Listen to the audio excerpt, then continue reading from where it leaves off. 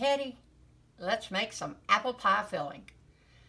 Please, whatever you do, try to make this. If you like apple pie filling for ice cream, whatever, cake toppings in between layers, bread pudding, etc., please don't go buy that canned apple stuff. Have you read the ingredients in that stuff? It's pathetic, not to mention the price. Once you know how easy it is to make it at home yourself, try it at least once. I always tell you that. Try something at least once, So anyway, having said that, letting you know, please don't do canned pie filling. Let's get started. I have a half cup of water. I've got 3 tablespoons of regular sugar. I'm using pure cane regular sugar. This is 3 tablespoons of brown sugar. If you do not have brown sugar, double your sugar. No big deal. You can use light or dark. It does not matter. This is, I've got about a 1 1/4 teaspoon of cinnamon. It depends on your taste. Use at least a teaspoon. You need to have this in your, because if you eat apple pie filling, it's got cinnamon in it. So you got to have it. And anyway, that's just regular old school cinnamon. And this is salt. I'm literally gonna just add what you would consider a smidgen / dash, okay? This is cornstarch. And also, off camera, I've got 2 tablespoons of water in a bowl because I'm gonna make a slurry with the cornstarch, okay? 2 tablespoons of water.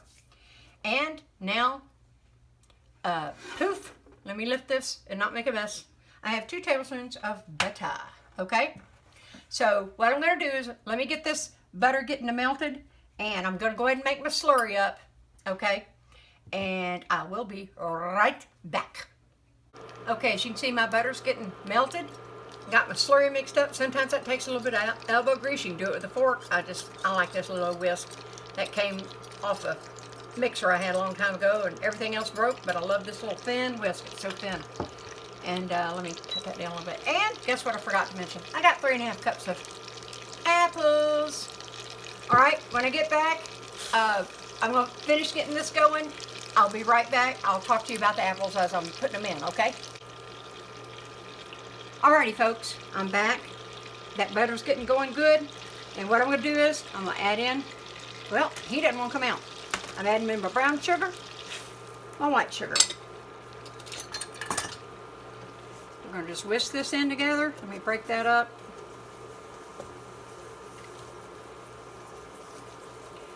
The apples I'm using, I've got 2 Honeycrisp apples. They were pretty large in size.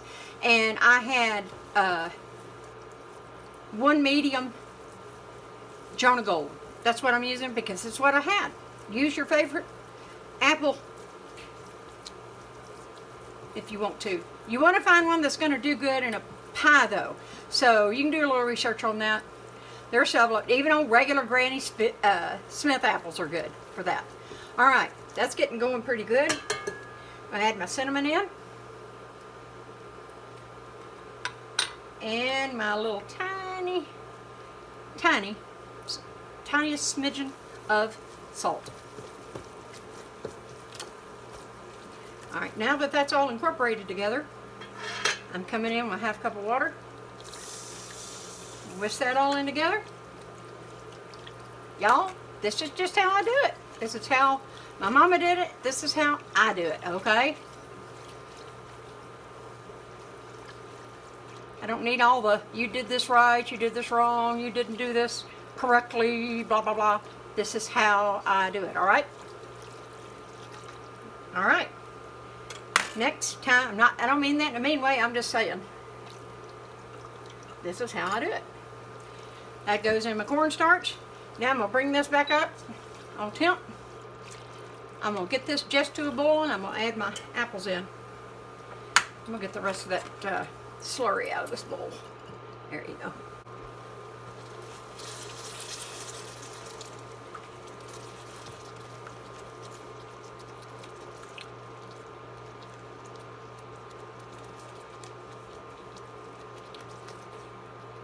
Alright, this is hot enough. It's coming up to heat.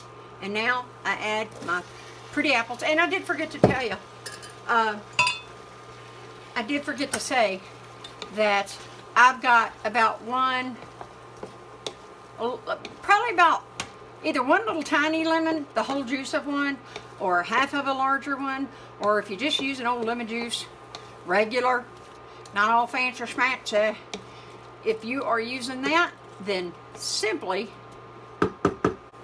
then it's about 1 to 1.5 tablespoons. I have a bowl ready. I have lemon juice ready. When I chop apples, or bananas for that matter, or anything, avocados, anything that you know is going to turn brown, I have a bowl ready and I already have my lemon juice in the bowl. Then I have a little spoon, and as I add, I just continue to lightly toss. You don't want to beat something down like a ripe avocado, but you know what I'm saying. You don't want to bruise the bananas. Anyway, I'm bringing this back up to heat to where it's just to coming to boiling. Then we'll cut it down to simmer. When it comes up to boiling, I'll be back again, okay? Okay, as you can see, it's back up to a boil. All right, I'm going to cook it up here for about, I don't know, just 30, 40 seconds. Just give it a good little time to just move it around. I've moved it around quite a bit. I'm letting it stay up to a boil. Every time I stir it, I want to be sure it's coming back up. There you go. Now look at that. We don't want to burn this because of the sugar in it, okay? So now, the bam. Putting the top on, reducing it to a simmer. Poof, there you go. The lid, my particular one, it has a steam hole that'll help the apples to get done a little sooner. And remember, you're not trying to cook to mush. You want to cook them a little longer if you're just going to use it for a topping, like topping on vanilla ice cream, or to go along the top of a coffee cake or something like that, or even pound cake or something, you know. But you want them just right at al dente if you're going to use them in something else. And wait till you see what I'm going to put this in. Apple pie, bread puddings, things like that. Inside of a cake that you know you're going to be baking for a while, you don't want to overdo them because you don't want them to be mush. You want them to retain their texture and their, you know, their individual shapes, and yet be done. Not hard, but not mushy. So when I get to where it needs to be, I will be back, okay? That's going to be in between 4 and 6 minutes. I'm never exact for the time. In between, give or take. Like I said, it's on a simmer. You'd have to know what simmer is on your stove. I've tried to talk to y'all about that before. But anyway, no biggie. We'll be back when they're ready. Okay, everybody, I'm back. This has been about 8 minutes. You just got to get you a fork and kind of dig one out and see if it's to your liking. You have to just get your own time. I'm using this induction burner, so my time might not be what the time is on your stove, or if you're using gas. You know, if you're a beginner, you've got to know how to use your flame. Anyway, and believe me, I'm no expert. I just grew up with gas, so I prefer gas, believe me. But you got to do what you got to do. Anyway, this is perfect for me. Remember, these are chunks. Normally, if I'm making it for a pie, it'd be about 6 minutes, or even 5 minutes. Like I said, in between 4 and 6 minutes. Because, again, you want it just underdone. If you're using it for a pie, in a cake, in bread pudding, anything that you're doing to put it in the oven, you want it slightly underdone. I don't mean still with a crunch. I'm talking about just barely underdone. If you like yours mushy and you're just using it for a topping on ice cream, or like I said earlier, pound cake, coffee cake, whatever, you know, then go a little longer. But that's to your taste. Like I said, just get your chunk out and keep tasting it. It's going to be tasting like heaven, I can tell you that. All right, that's done. It's probably going to make, I don't know, maybe in between 2.5, 3 cups worth. All right, definitely you're getting more bang for your buck than. And guess what? You know everything that went into this. So look at that. Isn't that gorgeous? It's beautiful. You know, if you want to come in for looks and just barely